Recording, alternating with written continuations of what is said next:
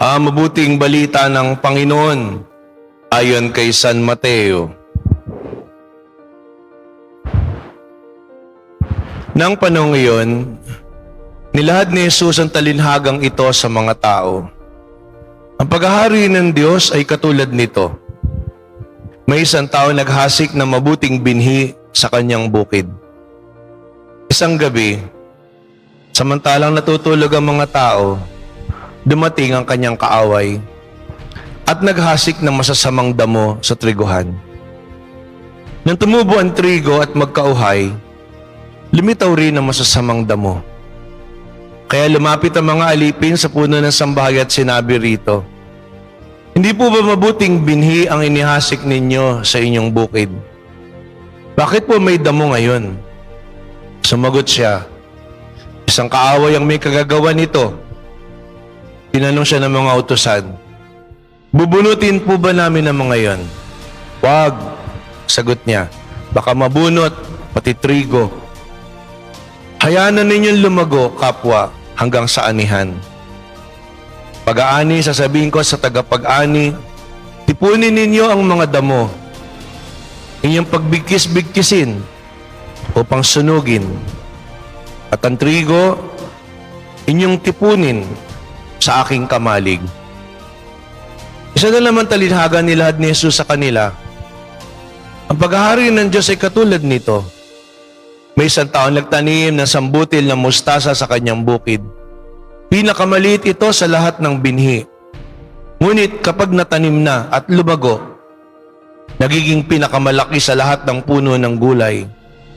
Ito ay nagiging punong kahoy, ano pat na pamumugaran ng mga ibon ng mga sanga nito. At nagsalaysay pa siya na ibang talinhaga. Ang paghahari ng Diyos ay katulad ng libadura na inihalo na isang babae sa 3 takal na harina at umalsa ang buong masa. Sinabi ni Jesus sa mga taong lahat ng ito sa pamamagitan ng talinhaga. At wala siyang sinabi sa kanila na hindi gumagamit ng talinhaga. Ginawa niya ito upang matupad ng sinabi ng propeta, "Magsasalita ako sa kanila sa pamamagitan ng talinhaga. Ihahayag ko sa kanila mga bagay na nalilihim mula ng likhain ng sanlibutan." Pagkatapos, iniwan ni Jesus ang mga tao at pumasok sa bahay. Lumapit ang kanyang mga alagad at sinabi sa kanya, "Paliwanag po niya sa amin ang talinhaga tungkol sa masasamang damo sa bukid." Ito ang tugon ni Jesus. Ang anak ng tao ang naghahasik ng mabuting binhi. Ang bukid ay ang sanlibutan. Ang mga taong pinaghaharian ng Diyos ang mabuting binhi. Ang mga taong pinaghaharian ng dyablo ang masasamang damo. Ang pag-aani ay ang katapusan ng daigdig, at ang mga anghel ang mga tagapag-ani. Kung paanong iniipon ng damo at sinusunog, hindi na mangyayari sa katapusan ng daigdig. Susuguin ng anak ng tao ang kanyang mga anghel at iipunin nila mula sa kanyang pinaghaharian ang lahat na nagiging sanhi ng pagkakasala, ang lahat na gumagawa ng masama, at ihahagis sa maningas na pugon. Do'y mananangis sila at mangangalit ang kanilang ngipin, at magliliwanag na parang araw ang mga matuwid sa kaharian ng kanilang Ama. Ang may pandinig ay makinig. Ang mabuting balita ng Panginoon.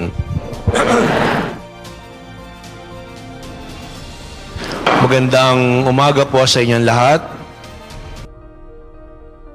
3 talinhaga ang naririnig po natin ngayon. Yung masasamang damo at ang trigo, ang talinhaga ng mustasa, binhi ng mustasa, at ang talinhaga ng libadura na hinahalo sa tinapay. At bagamat magkakasama yung 3 ito, ang tumatatak talaga sa atin ay yung unang talinhaga. Dahil hanggang sa huli, ito pa rin yung pinaliwanag ng Ebanghelyo. Ang talinhaga ng mabuting binhi na inihasik ng Diyos at ang masamang damo na inilagay ng kaaway. Tingnan nyo nga yung katabi nyo. Mabuting binhi o masamang damo. Diba? Kumisan, ganyan kagad lagi yung kaisipan natin. Kaya nga pag nagbibiro po ako, bakit daw ba yung matatandang iba mahaba ang buhay? Anong sagot? Kasi masamang damo. Kaya mahaba buhay. Si Bishop Almaria, sasabihin niya, malayer ba? Yung puro yun yung salita na sinasabi. At kumisa nasasabi natin, sana mamatay na yung mga walang hiyan na yan. Diba? Yan yung kalooban kagad natin. Sana mamatay na yung mga corrupt. Diba? Sana mamatay na yung mga sinungaling. O sana ay nandun na parusahan na yung mga makasalanan. May napanood po akong ganun. Ayon naman yung mga tao. Gusto nyo ba? Hilingin natin sa Diyos. Mamatay na lahat yung mga magnanakaw. Mamatay na lahat yung mga makasalanan. Yung mga sinungaling. Yung mga nandaya. Pagkaraan, yung unang nagsalita, siya'y nawala. Diba? Baka mamaya sabihin ko yan sa inyo, tapos ako mawala.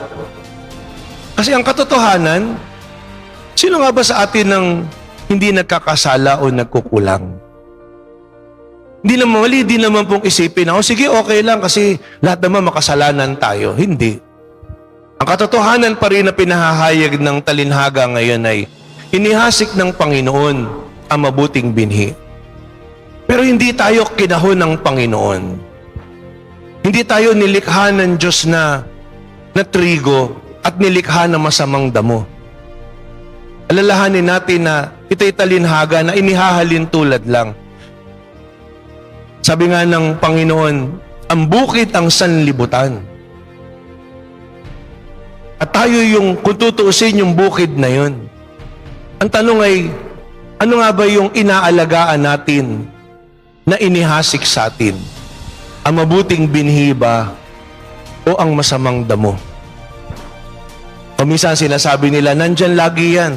Naglalaban yung anghel at demonyo sa iyong pagkatao. Naglalaban yung maamong tupa at yung lobo sa iyong pagkatao.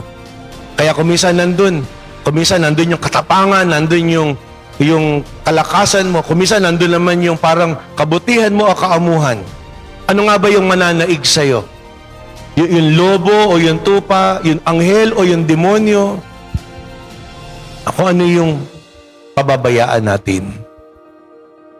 O ano yung aalagaan natin? Kaya nga po, yan yung mahalagang makita natin na sa kalooban ng bawat isa sa atin, magkahalo lagi lahat yan. At magandang tingnan po natin na bago natin tingnan sa iba, tingnan natin mismo sa ating sarili. Madali kasi makita yung kakulangan o kahinaan ng iba. At lalong higit maging dahilan yun para sisihin natin kung kaya nagkakaganito tayo sa ating buhay. Pero di natin namamalayan na kaya din ganun yung pagtrato sa atin kasi may kulang sa atin. Diba? Gaya ngayon, pinag-uusapan po yung AI ng China na ginawang unggoy na kabarong, galit na galit tayo. Pag sinabi mo naman na i-boycott natin yung lahat ng China, wala na tayong kakainin, lahat made in China. And yung gumawa ng AI na yun, hindi naman yun yung in-check talaga eh. Hindi naman yun yung mga tao eh. Yun yung mga politiko nila kung tutusin. Ano yung hamon sa atin? Patunayan natin na hindi tayo unggoy. Mapoprotesta pa rin po tayo. Patunayan natin na tayo mga anak ng Diyos. Patunayan natin na tayo marangal na mga tao. Kung ang tingin ng mga tao na yun ay unggoy tayo, kasi yun ang tingin nila doon sa mga politiko natin na nagpahinuhod sa kanila. Patunayan natin na hindi tayo unggoy kung kaya ayaw natin ng pogo. Patunayan natin kung kaya ayaw natin ng mga substandard na mga bakal na ini-import natin sa mismong bansa nila.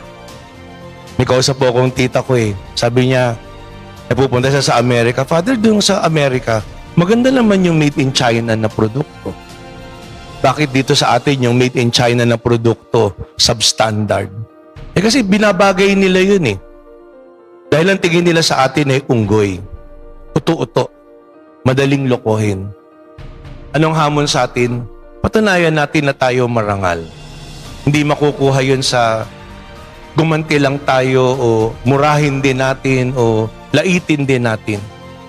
Patunayan natin sa ating pagtutuwid sa ating sarili. Kaya nga po, sa talinhaga na ito ng masamang damo at ng mabuting binhi, nasa kalooban ng bawat isa po sa atin yun. Kaya nga, napakahalaga na tingnan natin. Huwag tayong maging mabili sa paghusga o pag-iisip o padala sa pagbuyo sa atin ng ating kapwa.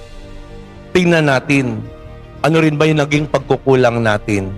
Ano nga ba yung mga bagay na dapat nating ituwid? Ano nga ba yung mga pagkakataon na tayo ay hindi rin naging tapat? Hindi rin naging mabuti? Hindi rin naging mahusay sa pakikitungo sa ating kapwa? Kaya po, yan yung unang pinapaalala sa atin ngayon ng Ebanghelyo. At ang magandang sinasabi po doon, kahit tayo ay nagkukulang, kahit tayo nagkakasala, ang Diyos hindi bumibitaw sa atin. Binibigyan pa rin tayo ng pagkakataon. Hindi tayo buhay dahil mas malakas tayo sa Diyos. Buhay tayo kasi ang Diyos ay mapagbigay, mapag-unawa. At huwag nating sayangin ang pagkakataon. Dadating ang pagkakataon, magsusulit tayo sa ating buhay. Kahit ano pa yung magagawa mo para pahabain ang buhay mo, wala pa naman ako nabalita ang Pilipino na nabuhay ng 130 years old. At sabihin mo pang, pwede kang i-extend sa tube. Dadating at dadating, haharap tayo sa Panginoong Diyos. At napakahalaga na huwag masayang yung pagkakataon na binibigay sa atin. Kung titingnan natin yung mga tao na tinawag ng Panginoon, ang mga dakilang santo katulad ni na San Agustin, ni na San Pablo, hindi naman sila perpektong mga tao. Sa katunayan, naging makasalanan sila. Pero dahil nandun na nabuksan yung kanilang puso sa Panginoon, nagkaroon sila ng panibagong pagkakataon. Kaya po, tingnan natin sa ating sariling buhay. Unti-unti, sabi ng Panginoon, huwag alisin kasi baka mabunot pati yung trigo. Pero hindi ibig sabihin po nun, pabayaan na lang. Kasi maski naman tayo pagka naghahalaman, pag nakita mo malaki na yung puno, may maliliit na damo, wala namang masamang bunutin. Ganon din po pagdating sa ating sarili.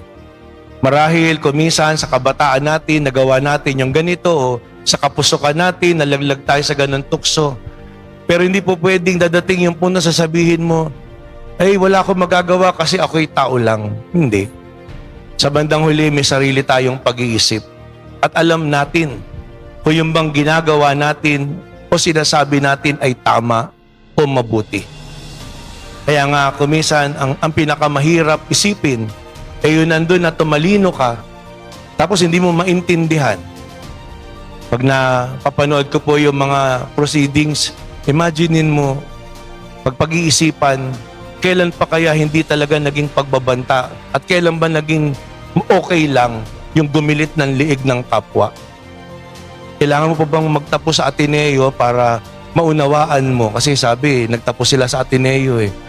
Kailangan pa nga bang sabihin mong galing ka doon para maintindihan mo na mali yung pagsabihan mong yung kapwa ng gusto kitang gilitan ng liig. No joke. Pag-iisipin po natin, maski sa bahay, hindi ka pwede magsalita ng kahit na anong masakit. Sana mamatay ka na. Joke lang. Biro o hindi magagandang salita yun. Dahil pinakikita nun kung ano yung nandun sa puso natin.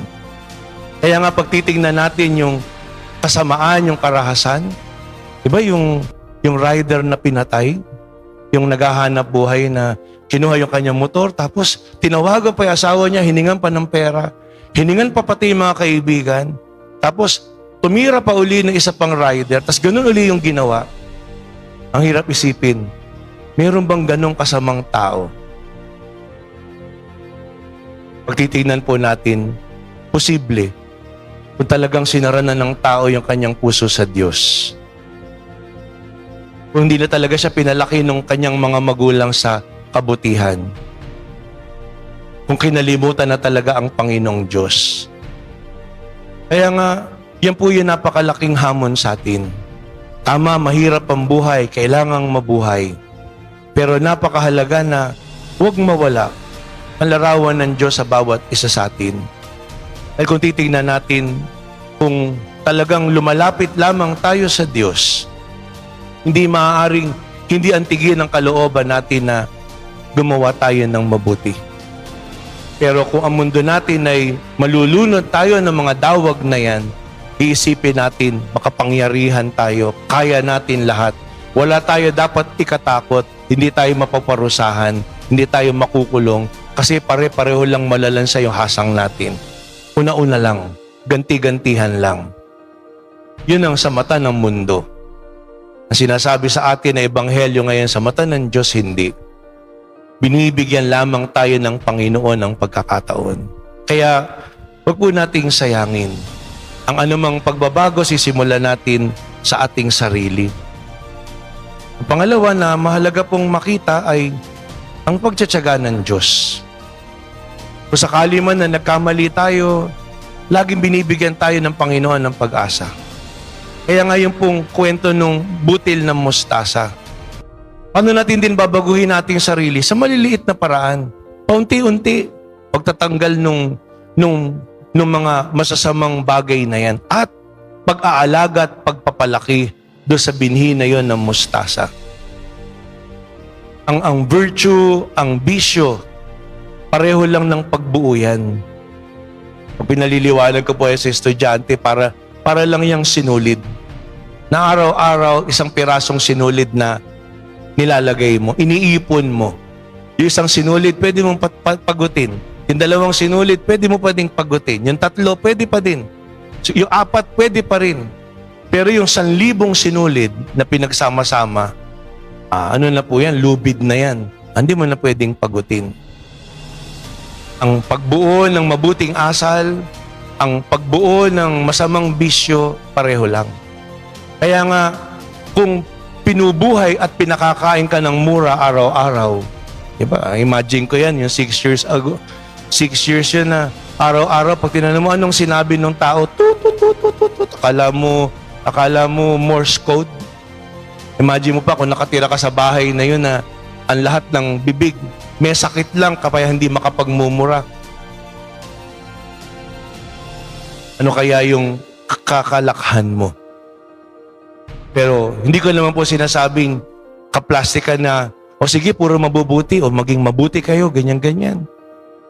Pero mas mahihili ka siguro sa kabutihan kung laging pinapaalala sa iyo yung kabutihan kesa nandun na binubugbog ka sa pamamagitan ng mga masasamang salita at masasamang bagay. Hindi kailangan ng batas para doon sa mga bagay na yun. Kung kailan naririnig natin yung mga anti-bullying, anti-hazing, tapos saka tayo nakakakita ng maraming mga tao na nabubuli tapos namamatay. Pero kung isipin po natin, ba't kailangan pa ng batas na ganun? Kasi nga maraming tao nagkulang na. Dahil kung isipin po natin sa bahay, sa pamilya natin, sa ugnayan natin, dun magsisimula ang lahat. Kung papaanong ang mga magulang, ang bawat isa, mayroong pagsusunuran at paggabay. Kung papaanong inaalagaan natin yung mga mabuting kaisipan at mga aral na yan sa loob ng ugnayan ng mag-anak. Hindi perpekto yung ating mga magulang, may pagkukulang din sa atin kaya bilang anak nagdadamdam. Hindi rin perpekto yung mga anak. Pero napakagandang sinasabi na ebanghelyo, kung ang Diyos hindi namimitawan sa atin, wala tayong karapatan para mamitawan din sa bawat isa. Kung ang Diyos binibigyan tayo ng pagkakataon at nagdadalang habag sa atin, ba't hindi rin tayo magdalang habag at magbigay ng pagkakataon sa iba? Kaya po, maging mapag-unawa tayo sa bawat isa. Sa huli, yan ang hilingin po natin. Bigyan tayo ng Panginoon ng kababaang loob para kilalanin higit sa lahat yung ating mga sarili. Ano yung ating mga kahinaan at kalakasan?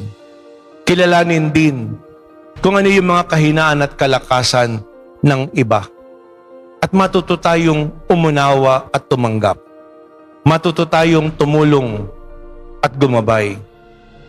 Ikalawa, hilingin din natin sa Panginoon yung pag-ibig upang katulad niya, hindi tayo mamitawan, hindi tayo sumuko dahil sa kakulangan o pagkukulang ng iba sa atin. At lalong higit, hilingin natin sa Panginoon, bigyan tayo ng tiyaga upang sa gayon ay magtiwala tayo na paunti-unti babaguhin tayo ng Panginoon. Paunti-unti lalago yung butil na yan na mustasa sa ating buhay. Paunti-unti katulad ng libadura. Kung ilalahok natin ang pag-ibig ng Diyos sa buhay ng bawat isa sa atin, mababago tayo. Kaya nga pag pakikinggan natin ang pangaral ng Panginoon, laging laman ng pangangaral ng Panginoon ay ang pagbabalik loob, ang pagsisisi. Dahil sa likod nun ay nandun na pwede tayong maging higit pa na mabuti. We can become better versions of ourselves. Kaya nga, merong kasabihan, kuminsan akala natin mabuti na tayo. Pero sabi nga ng isang manulat, it's a sin to be good if you can be better. Kasi kung ang tingin mo sa sarili mo, banal ka na, mabuti ka na, di ka na lumalago. Dahil walang banal na nagsabing siya'y banal. Bagkus habang katulad ng karunungan, habang nag-aaral ka, doon mo nakikita, ang dami ka pa palang pwedeng matutunan. At gayon din pagdating sa kabutihan at kabanalan. Habang lumalapit tayo sa Diyos, tama na makikita natin, ito pa pala yung pwede kong baguhin. Ito pa pala yung pwede kong pagbutihan. Kaya nga pwede mo sabihin sa kapwa mo, sabihin mo nga sa katabi mo, may ibabait ka pa. Diba? Yan po yun eh. Yan yung napakahalaga. At maniwala tayo doon na hindi lang yung kapwa natin, tayo din. May ibubuti pa tayo. Kaya tumatanda tayo ng pasulong, parlapit sa Panginoon, hindi pa urong palayo sa Kanya. Hilingin natin ang biyaya na yan. Kababaang loob, pag-ibig, at pagtsatsaga upang sa gayon tunay tayong lumago at mabuhay na tapat sa Panginoon sa ating pananampalataya.